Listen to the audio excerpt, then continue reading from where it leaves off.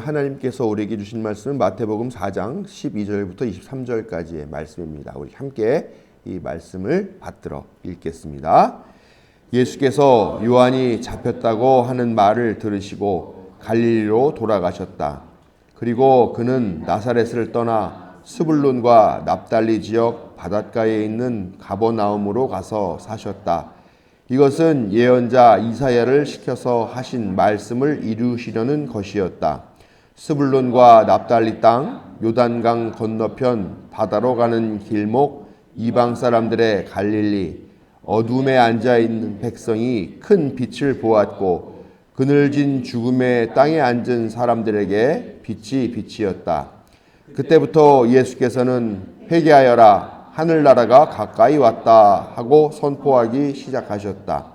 예수께서 갈릴리 바닷가를 걸어가시다가 두 형제 베드로라는 시몬과 그의 형제간인 안드레가 그물을 던지고 있는 것을 보셨다. 그들은 어부였다. 예수께서 그들에게 말씀하셨다. 나를 따라오너라. 나는 너희를 사람을 낚는 어부로 삼겠다. 그들은 곧 그물을 버리고 예수를 따라갔다. 거기에서 조금 더 가시다가 예수께서 다른 두 형제 곧 세베대의 아들 야고보와 그의 동생 요한을 보셨다. 그들은 아버지 세베대와 함께 배에서 그물을 깁고 있었다. 예수께서 그들을 부르셨다. 그들은 곧 배와 자기들의 아버지를 놓아두고 예수를 따라갔다. 예수께서 온 갈릴리를 두루 다니시며 그들의 회당에서 가르치며 하늘나라의 복음을 선포하며 백성 가운데서 모든 질병과 아픔을 고쳐주셨다. 아멘. 네, 오늘은 주연욱 제3주일이고요. 마태복음 4장에 대한 말씀을 좀 나누려고 합니다. 제목은 예수를 따른 이유인데요. 4장 후반부 말씀입니다. 전반부랑 후반부랑 나눠보자면 오늘 시작하는 12절부터는 후반부 말씀이라고 보면 좋을 것 같습니다. 그래서 오늘 본문은 2026년 성서일과의 복음서 말씀이기도 해요. 마태복음 4장 전반부는 되게 유명한 이야기입니다. 예수님이 광야에서 시험을 받고 난 후 바로 이어지는 이야기가 오늘 이야기고요. 4장 전반부의 내용은 너무 잘 알고 계시죠? 예수님이 광야에서 사탄에게 시험을 뿌리치는 이야기입니다. 시험을 물리쳤던 그 대명제가 있습니다. 마지막에 사탄을 물러나게 하는 그 선포, 대명제가 있었는데 생각보다 간단합니다. 그런데 우리 신앙인들은 알고 있습니다. 그 대명제, 곧 단순하고 생각보다 간단한 지혜들이 우리가 실천하기 어렵다고 하는 것들은 다들 아실 겁니다. 그 대명제가 뭐냐? 4장 10절 한번 보겠습니다. 그때 예수께서 그에게 말씀하셨다. 사탄아, 물러가라. 성경에 기록하기를, 여기서부터인데, 주 너의 하나님께 경배하고 그분만을 섬겨라 하였다. 라고 해서 사탄이 마지막에 물러갑니다. 사탄을 물리치는 방법 되게 간단하죠. 주 너의 하나님께 경배하고 그분만을 섬겨라 라고 외치면 됩니다. 선포하면 되죠. 예수가 사탄에게 하는 말은 이스라엘 민족들이 제1계명으로 삼았던 말씀이기도 합니다. 신앙생활을 하면서 어찌 보면 제일 중요한 말씀이죠. 새 번역과 공동 번역에서는 이제 그분만이라고 지칭을 해서 이렇게 번역을 하고요. 해석을 하고요.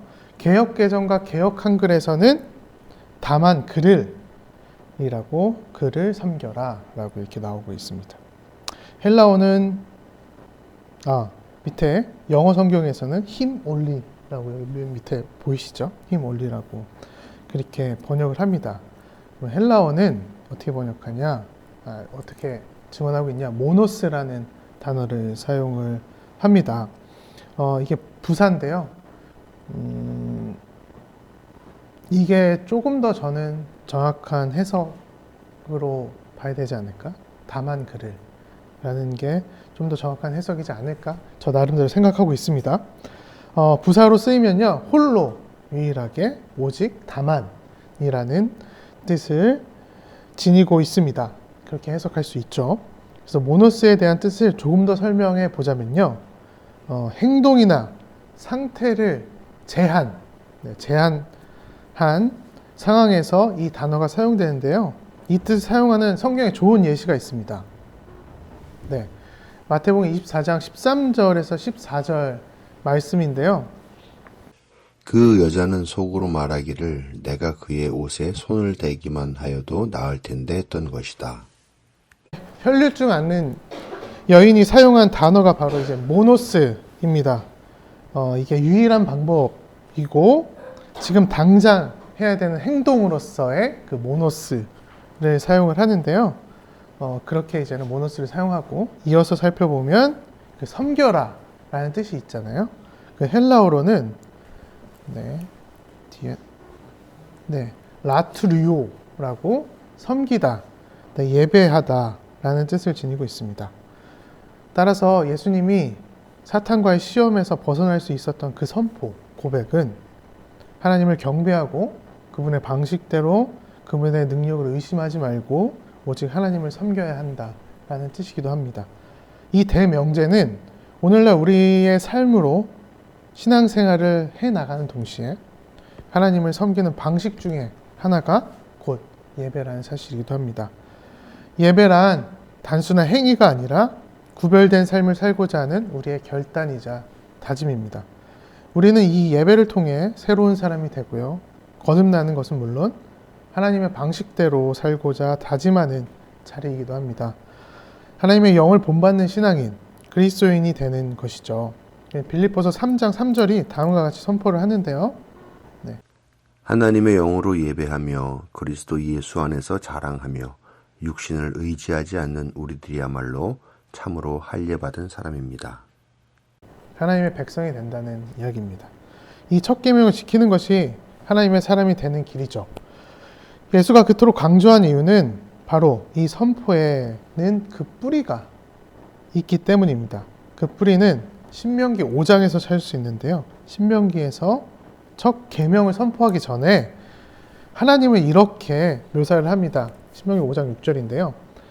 나는 너희를 이집트 땅 종살이 하던 집에서 끌어낸 주 너의 하나님이다 라고 하나님을 설명합니다. 이스라엘의 뿌리는 출애굽한 민족이죠. 출애굽은 밑에서 보면 여기 밑에 써있죠. 해방이고 자유이고 제국을 거부하고 만몬과 기존의 방식을 거부하는 것입니다. 하나님의 방식을 택하는 길이고요, 하나님을 섬기는 길이고 하나님을 예배하는 길입니다. 그러나 광야의 세월이 야속하고 불편하고 끊임없이 하나님의 존재를 물어야 하는 순간순간이 옵니다. 그럼에도 하나님을 선택하는 것이죠. 그 길이 쉽지 않고 때로는 무모해 보인다 해도 하나님만 믿고 유일한 방법이라고 신뢰하면서 가는 길이 예배하는 길입니다. 쉽지 않은 길이죠. 오늘 본문 시작하는 그 12절이 이를 정확하게 보여주고 있는데요. 이렇게 나와 있죠. 예수께서 요한이 잡혔다고 하는 말을 들으시고 갈릴리로 돌아가셨다. 세례 요한이 잡힙니다. 교회 오래 다니신 분들은 왜 잡혔는지 아시죠? 예수님이 세례 요한이 왜 잡혔는지 아실 겁니다. 세례 요한은 권력에 대해서 비판을 하고요, 하나님의 뜻을 올바로 대언했기 때문에 잡힙니다.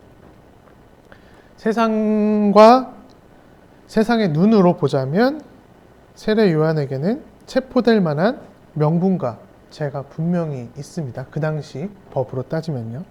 그렇다고 그가 과연 잘못했을까요? 그렇게 죽을 죄를 졌습니까?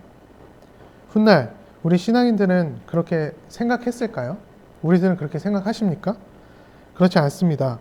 우리는 예언자들 그리고 신앙의 선배들이 왜 잡히고 죽었는지 잊을 때가 있습니다.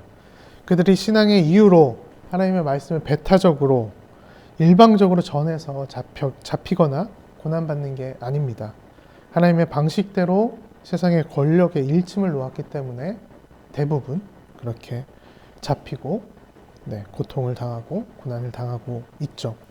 본문 12절에서 세례 요한의 소식을 듣고도 예수님은 갈릴리로 갑니다. 그리고 가버나움으로 향하는데요. 마태복음은 흥미로운 증언을 합니다. 예수님이 가버나움으로 향한 연유가 14절에 나오죠. 우리가 한번 읽어봤지만 이것은 예언자 이사야를 시켜서 하신 말씀을 이루시려는 것이었다라고 증언합니다. 이사야는 어떻게 예언했을지가 궁금하지 않으십니까? 오늘 본문에도 잠깐 나오긴 했지만 이사야 9장 1절에서 5절인데 좀 깁니다. 어둠 속에서 고통받던 백성에게서 어둠이 거칠 날이 온다.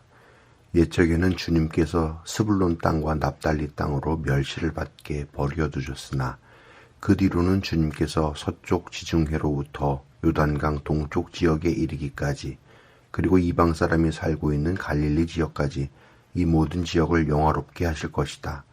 어둠 속에서 헤매던 백성이 큰 빛을 보았고 죽음의 그림자가 드리운 땅에 사는 사람들에게 빛이 비쳤다. 하나님, 주님께서 그들에게 큰 기쁨을 주셨고 그들을 행복하게 하셨습니다.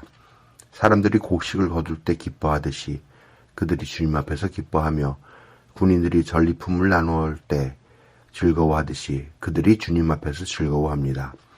주님께서 미디안을 치시던 날처럼 그들을 내리누르던 멍에를 부수시고 그들의 어깨를 짓누르던 통나무와 압제자의 몽둥이를 꺾으셨기 때문입니다.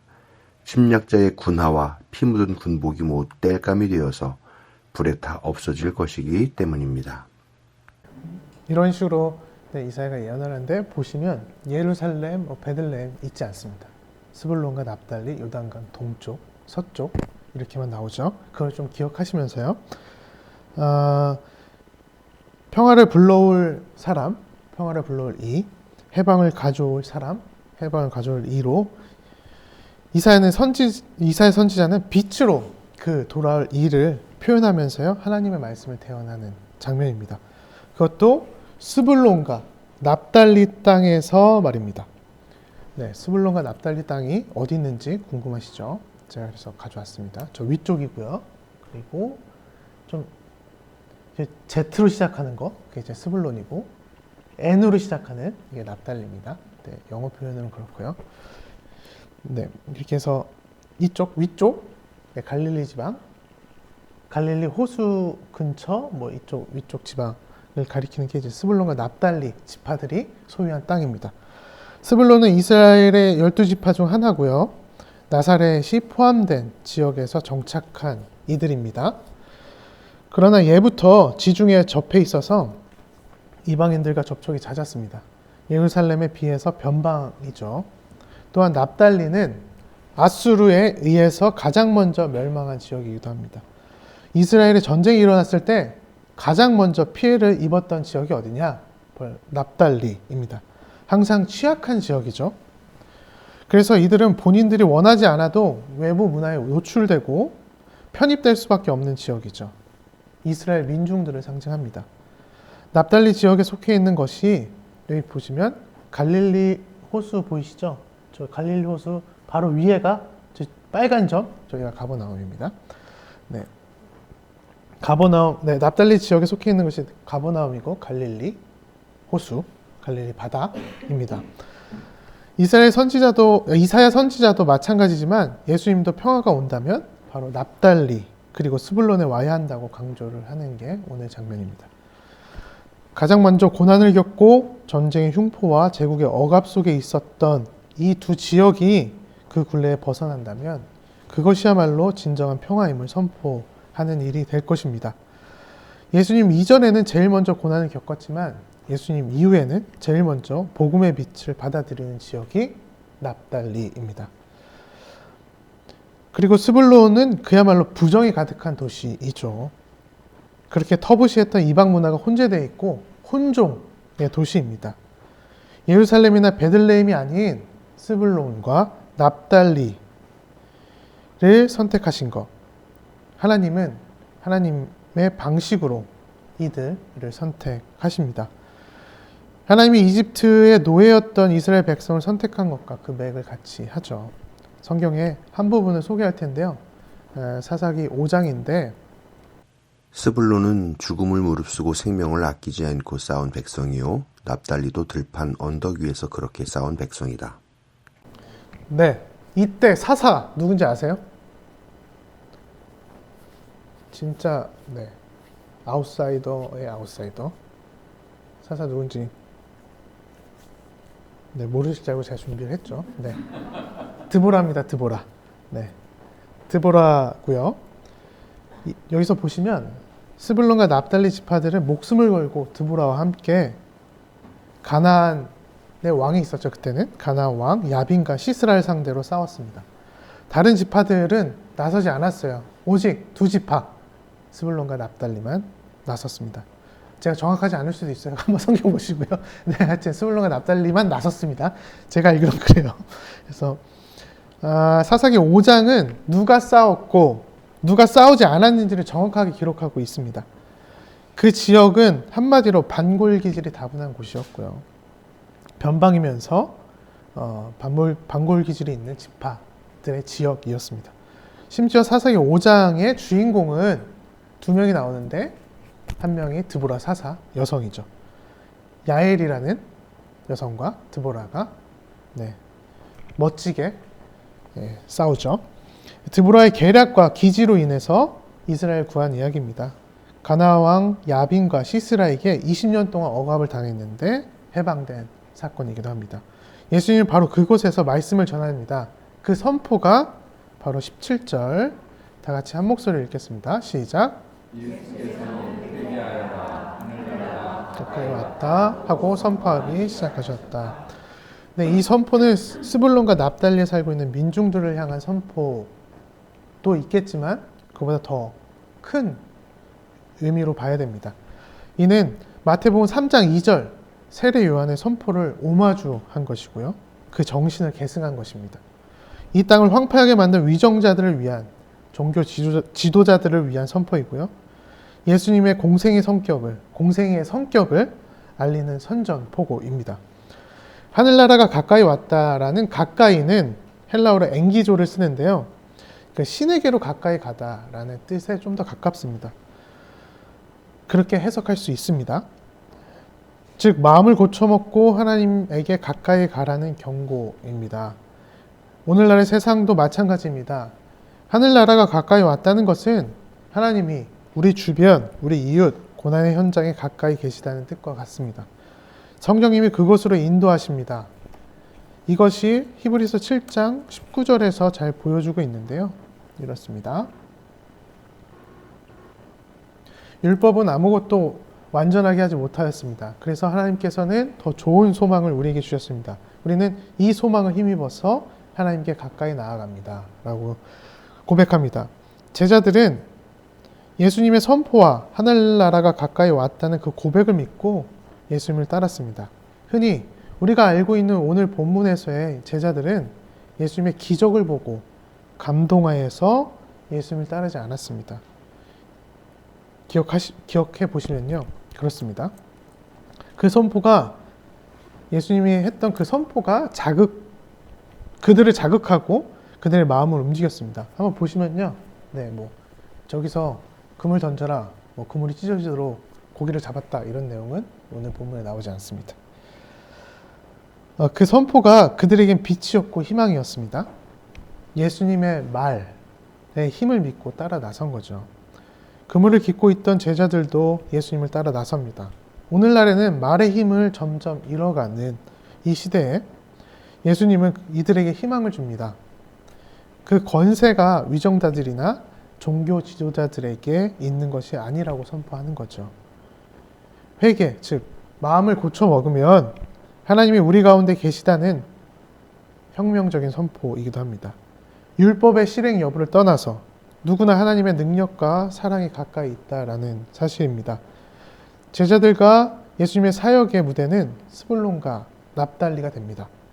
하늘나라의 복음을 선포합니다. 그리고 납달리 지방에 예수님의 소문이 퍼져가죠.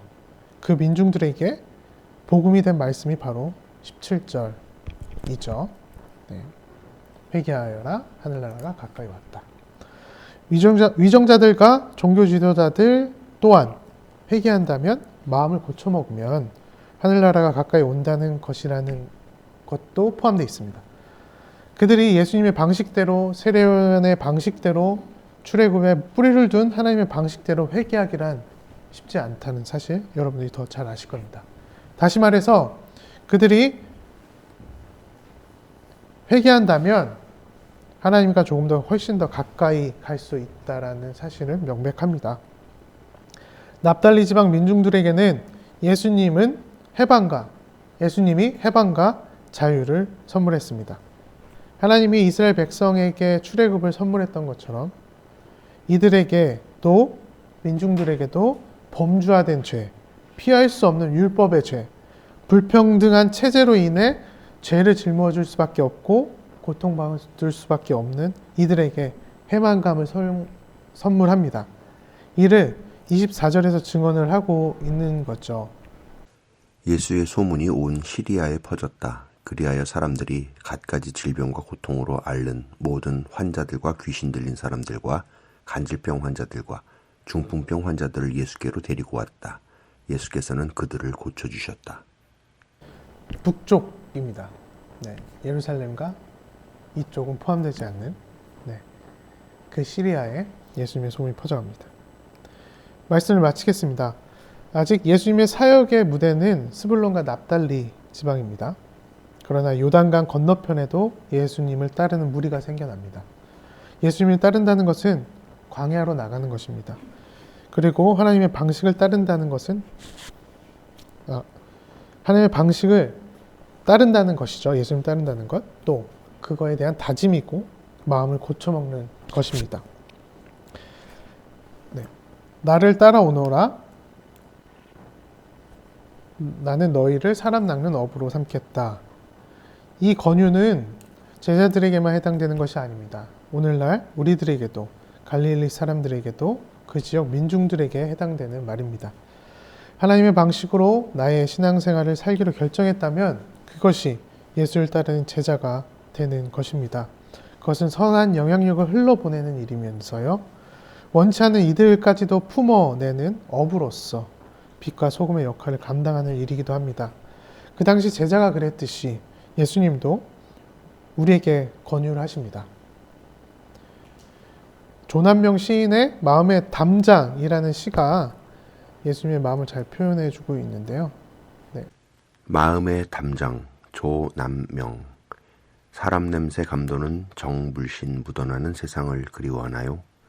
내 가족에만, 친한 이웃끼리만, 성한 몸을 가진 사람만, 같은 종교를 가진 사람끼리만 죽고 못 살 듯한 것보다는 다른 가족도 장애를 가진 사람에게도 나무랄 게 많은 사람에게도 다른 종교를 가진 사람한테도 마음의 담장을 허물어 그 사람 모두에게도 사랑을 고루 주어야 그런 사람 사는 세상이 만들어지는 게 아닐는지. 네, 제 설교보다 낫습니다. 네, 시가.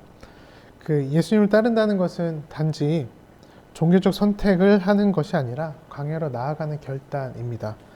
제국의 방식이 아니라 하나님의 방식을 택하겠다는 선언이며 마음을 고쳐 하나님께 가까이 나아가겠다는 삶의 방향 전환입니다.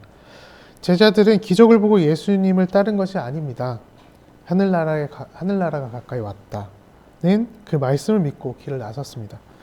그 말씀은 스불론과 납달리 가장 먼저 고난을 겪었던 땅에서 선포되었고 그곳에서 해방과 자유의 빛이 되었습니다.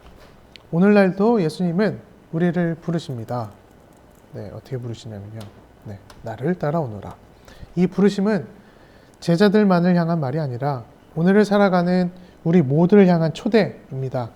하나님의 방식대로 살기로 결단하는 순간 우리는 예수를 따르는 제자가 됩니다. 그 일이 쉽지 않지만 그 길 위에서 우리는 참된 자유를 경험하고 세상 속에서 빛과 소금으로 살아가게 됩니다. 이것이 우리가 예수를 따르는 이유며 오늘 우리가 다시 그 부르심 앞에 서야 하는 이유이기도 합니다. 좋은 만남교회 성도님들도 예수님을 따라 나설 용기와 그 복된 기회가 이번 주에 있기를 간절히 소망하고 기도합니다.